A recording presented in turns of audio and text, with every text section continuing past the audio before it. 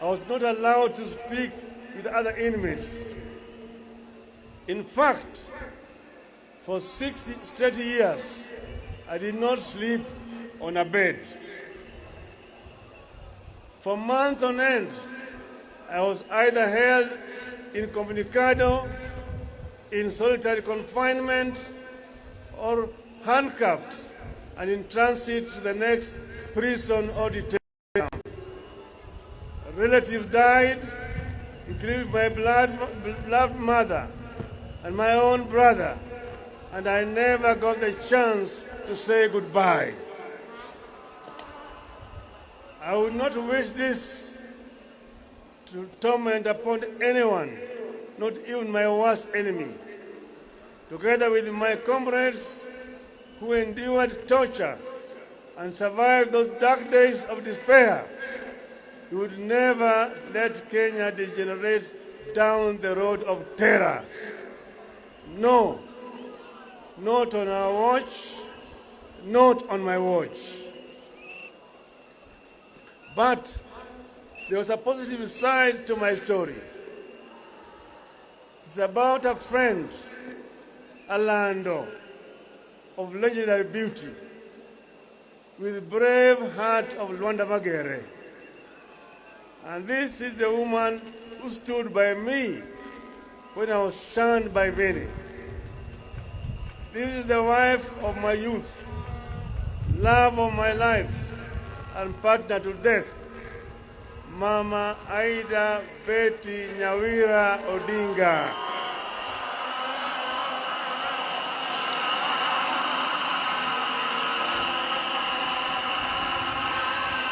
In those hard times of long and uncertain incarceration, if I was not reading the Holy Bible, I found deep solace in Mama Aida's love and support. She became a constant guest of the police cells through constant arrest and harassment. I can't thank her enough. Thank you, darling.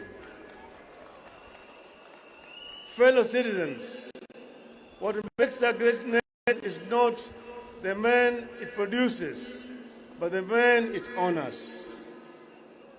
That is why I would be remiss if I do not pay homage to those that gave us the sacred license to stand tall, to speak free, and to think big on this very day. And here I'm talking about my comrades in arms, both alive and those who have fallen. I pay homage to those who have gone before us, the fallen heroes of the second liberation. These include Kenneth Nyindo Matiba and Charles Robia. Many do not recall that I was detained at Community Maximum Prison on the same day with two compatriots on the 5th of July 1990 for demanding multipartyism. Other fallen compatriots include George Anyona, Jean-Marie Sirone, Martin Shikuku, Mukaru Nganga, Okioko Mbaka, and Wangari Maathai. I also pay homage to all the audacious martyrs who, for the sake of the people, chose constant crucifixion over relative comfort of conceding to repression. I hold the deepest respect to living icons like Mukami wa Kimathi, the wife of Dedan Kimathi. They called her the Wasp because, like Kimathi, her husband, Mukami was a fearless fighter who mobilized daring bands of women in complex undercover Mau Mau operations. I salute her. Other liberators include Ngugi wa Thiong'o, whose powerful written words enrich the ideologies of the struggle against the one-party regime. Koigi Wamwere, whose fearless voice inspired many to action. I remember Dr. Odhiambo Mbai, the fearless chair of the Devolution Committee at the Bomas Conference, who was brutally assassinated, and Dr. William Mutunga, who distinguished himself as a selfless champion of social justice and comrades in the detention chambers. We also had Katama Mukangi, Kaimoji Wachira, Alamin Mazrui, all those colleagues who were with us at that time. In the course of this struggle, there have been ups and downs, advances and retreats, but we have never lost our direction. At this point, I must pay homage to my brother, His Excellency, President Uhuru Muigai Kenyatta, for the foresight and sense of patriotism in initiating the dialogue that led to the handshake. It takes a seasoned statesman to shake the hand of his rival. I thank him. In the course of our discussions, we agreed that Kenya is greater than the two of us. We agreed that despite years of effort, Project Kenya has not quite taken the way of how our fathers envisaged.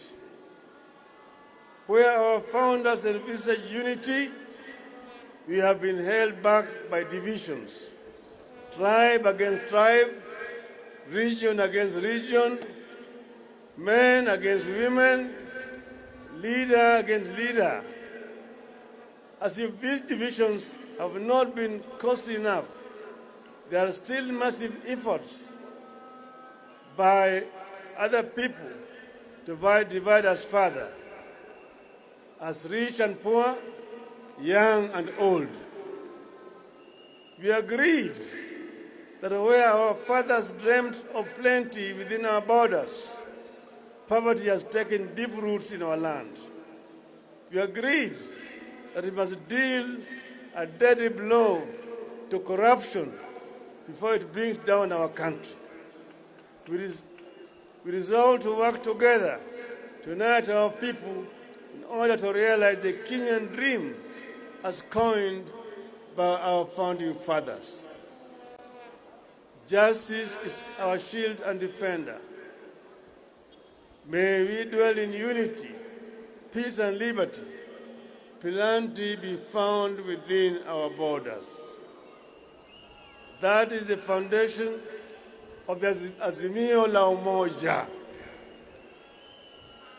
I must add here that with this reconciliation, I ask for nothing, and I will never ask for anything except the opportunity to serve.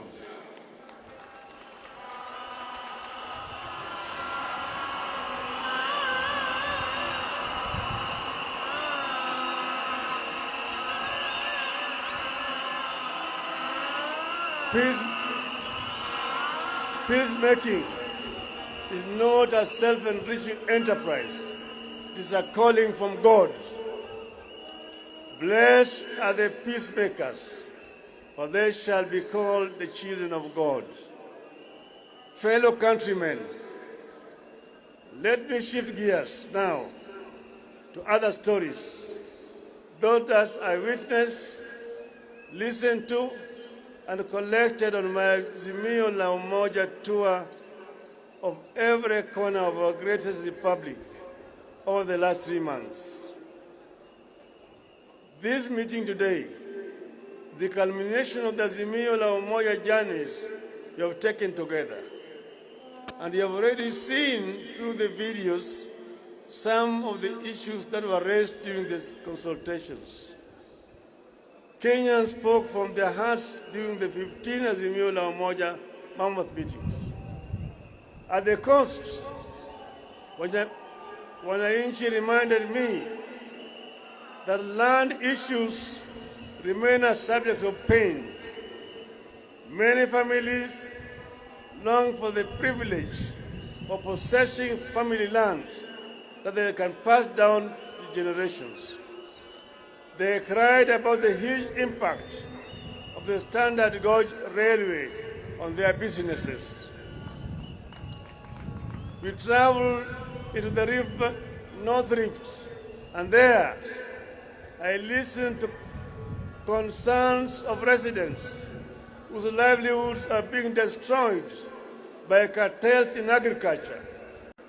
People who import maize while farmers are stuck with their maize. They lamented the collapse of the dairy and tea sectors and the high cost of farm inputs. The communities of West Pokot County wondered where there was a West Pokot when there is no East Pokot. They asked to be identified specifically as a community in the national census with a code and their own development projects, and the creation of 2 more constituencies and 5 wards.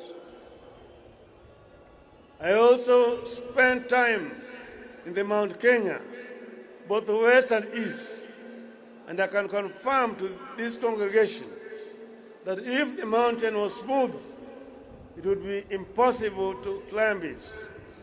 The mountain has to be bumpy for you to scale it. On this, I'm happy to note that I've reached very close to the peak. I've seen the Batian and the Lenana peaks, and the people have promised that we shall walk together to the promised land yonder, if I prove that I understand and shall address their concerns. Residents express concerns about the equitable distribution of development resources within the region and the proportional representation. They summarize it in the one call: 1 man, 1 shilling, 1 vote. And they want to earn more from their tea, coffee, pyrethrum, vegetables, potatoes, rice, and dairy. Nyanza complained about non-functioning and collapsed cotton, sugarcane, fishing, tobacco, tea, and soapstone industries, and the denial of economic opportunities for the region. In Turkana, the continuing challenge of general insecurity, poverty, drought, and famine were raised repeatedly. In the lower eastern, the local communities complained of a serious lack of water, recurring famine, and lack of economic opportunities. Northern Kenya felt profoundly let down by Nairobi. Their children are being denied identity cards by their own country. Education is collapsing due to insecurity, and livestock sector is severely threatened by drought and disease. I took note that while our people of Mount Kenya spoke of 1 man, 1 vote, 1 shilling, Northern Kenya spoke of 1 man, 1 kilometer, 1 shilling. Indeed, Kenya is diverse in its needs and its ideas to address the needs. In Western Kenya, I was repeatedly reminded of the local industries like sugar that had been allowed to collapse due to corruption, neglect, and mismanagement. Fisheries and mining are struggling, young men and women who would have gained from the local thriving industries spoke of how they are forced to migrate from home to seek opportunities elsewhere.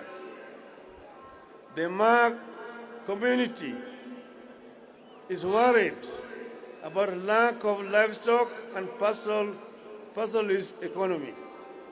They worry about the environmental degradation upstream, which impacts them directly. They have their historical injustices over land. Then they are also concerned about the environmental degradation and the Mau forests. These are just some of the concerns that I noted, internalized, and I took them on as a personal mission. Listening to our people made me look back over the last 5 decades. It became crystal clear that while much has been achieved, much remains to be done. I stand here deeply concerned, indeed horrified, at how our peers at independence left us far behind. Nations like South Korea, Malaysia, and Singapore, with whom we were at the same level of development in 1964, have largely vanquished us, and they have vanquished the extreme poverty. Today, they manage the diseases like COVID as effectively as all other functioning countries.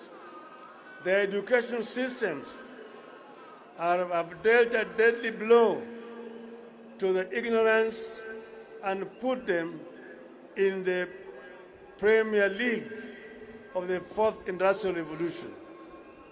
You have to change tact. You have to catch up.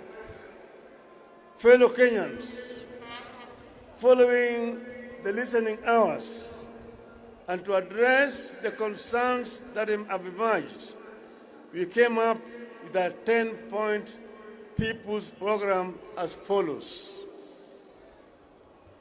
Point number 1, inua jamii, pesa mfukoni.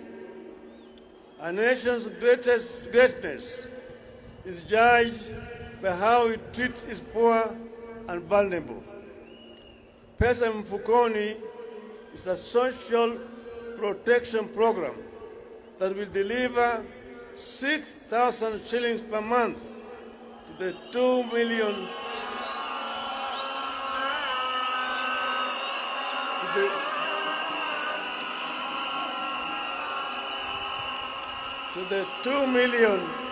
of the country's most needy families.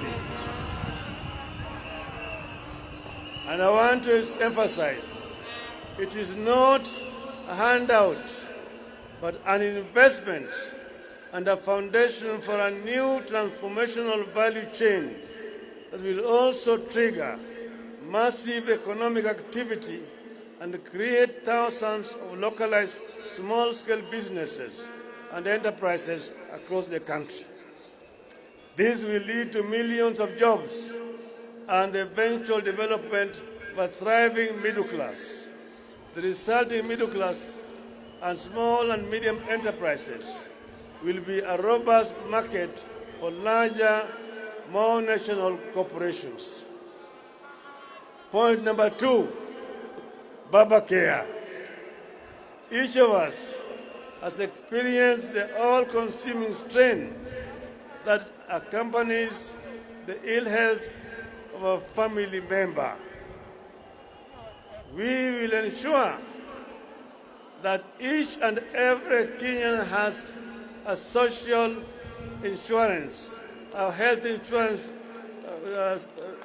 plan. Those who cannot pay, the government will pay for them, so that no Kenyan should die or suffer or lack treatment because of lack of money. Point number 3, kazi kwa wote. This is about securing the welfare of the people by generating avenues for productivity through job creation programs, for investing in the critical Juakali sector and other macroeconomic stimulation schemes. Point number 4, uchumi kwa kina mama. This will focus on the true multipliers of the wealth in our community, our women. The program will unlock access to financing for women-led businesses and provide support for women and other enabling factors such as access to assets for production, land tenure, and proportional representation in all government levels. Point number 5, hashtag inawezekana. We know that our youth are closer to the future than we are, but they are exploited as cannon fodder for bad politics.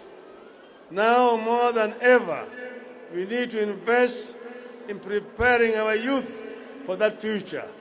The program will equip our youth with the mindset, skills, funds, and technology to enable them innovate at par and even surpass their global counterparts. Point number 6, waste not a single child. Education is non-negotiable. This program will be an aggressive scheme to ensure that all, not some of our children, get rightful access to quality education.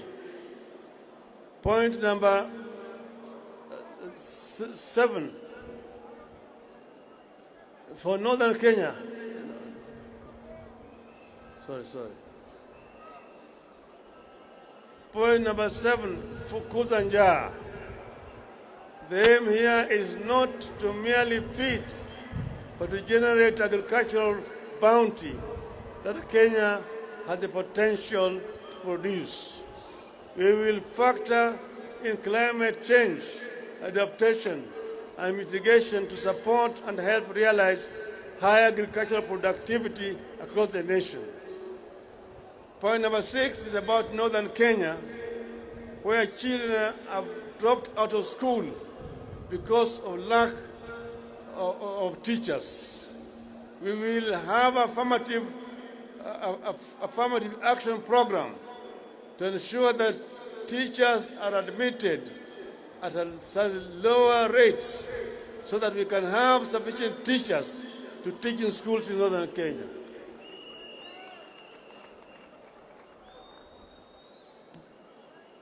Point number 9, one county, one product. I firmly believe that the idea of devolution in Kenya has the transformative potential of rich mineral mines, abundant oil fields, and other traditional markets of our nation's affluence. One county, one product program is designed to be a launch pad to a Kenya which consumes its products, exports excess, and registers surpluses, not deficits. The national government will support materially and technically towards an ultimate vision where the 47 counties will begin industrializing at unstoppable rates. The 10th pillar of my vision has to do with the principles of administrative continuity. By continuity, I mean building and improving on the gains that have been made by the administrations that came before. Africa suffers a retrogressive mindset of starting afresh instead of advancing existing accomplishments. When one administration sets up something, the next knocks it down. This makes many countries in the continent stuck in a constant state of ignition, never making it to acceleration and takeoff. Kenya must not be a start-stop nation. This is a waste of time and resources and should not be entrenched in Kenyan political culture. For example, President Kenyatta's Linda Mama program could not have worked without the construction of health facilities and upgrading of transport networks that we undertook during the Grand Coalition government. The plan for a rapid bus transit system could not have been operationalized without the construction of the Thika and Mbagathi roads. The plan for the Lamu port dates back to 1972, when President Mwai Kibaki was finance minister. It took almost 50 years for it to be launched by Kibaki as president in 2012, as he was leaving office. President Uhuru Kenyatta took it up in 2013, ran with it, and has implemented it. Lamu project is one whose ultimate vision I see clearly. Ignore it squanders opportunity. By another 50 years, to have a world-class transshipment hub that will reap exceptional economic benefits for our country. My manifesto will bear a crystallized description of the 10-point People's Program, delving into workings and plans that will actualize it for the people. These are just but highlights of new programs that we shall roll out to respond to needs expressed at Azimio la Umoja events. Very soon, ladies and gentlemen, I will unveil a detailed manifesto addressing the critical concerns like corruption, public debt, industrialization, ICT and digital economy, promotion and protection of businesses, and particularly protection of private property. Our business community deserves protection, and they will get it. Fellow citizens, at the top of our national government, where leadership is exercised to the maximum in governing and changing our nation, is the presidency. The president makes a difference in the life of this nation. Having listened to your calls during our conventions, give my credential to this congregation and the nation at large, and having spelled out the people's aspirations as I understand them under the Azimio la Umoja, and having given my 10-point vision for Kenya on this day of December 10th, 2021, I, Raila Odinga,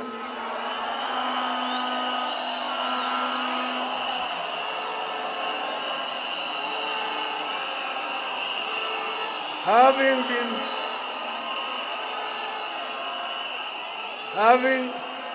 been faithful and committed to building a national, democratic and progressive Kenya in our lifetime, having worked for many patriotic Kenyans to achieve this goal, I do hereby accept to present myself as a presidential candidate at the presidential elections on the 9th of August 2022, following the request and unanimous decision by Azimio la Umoja.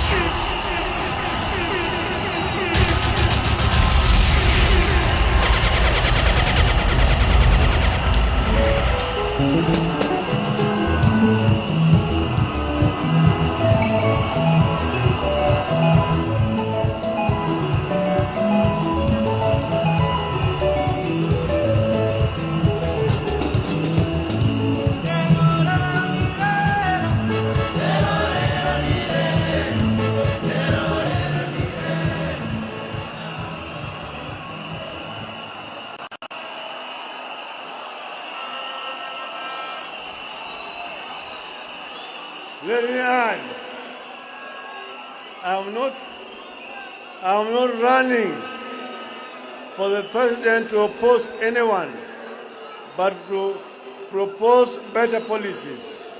I'm in this race to mold one indivisible nation. I'm not at war with any personalities. I'm at war with ideologies that will lead this nation in the wrong direction. Ideologies that divide us instead of uniting us. Ideologies that put the personal above the national good. Now,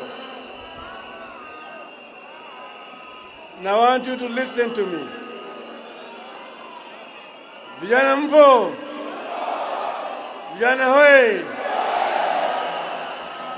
Wacha nimalize kwa Kiswahili. Mimi natoa shukrani kwenu nyote kwa kufika siku ya leo kwa wingi kwa hii sherehe yetu ya leo. Na sasa mimi nataka kutangaza, baada ya sisi kuzuru Kenya mzima na kuongea na Wakenya, nilikuwa nimewauliza, baba aendelee siendelee? Aendelee siendelee? Sababu leo nimejibu ati baba ataendelea, na tarehe 9 mwezi ujao, mwezi wa 9, baba atakuwa kwa kinyang'anyiro ya kugombea kiti cha urais wa Jamhuri ya Kenya.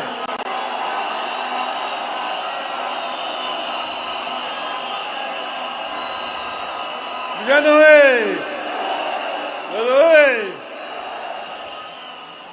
Lakini vile mimi nasema, baada ya kuzunguka kila mahali, tulikubaliana na ndugu yangu Uhuru Kenyatta tutaleta Wakenya pamoja, na kuna vitu vitano.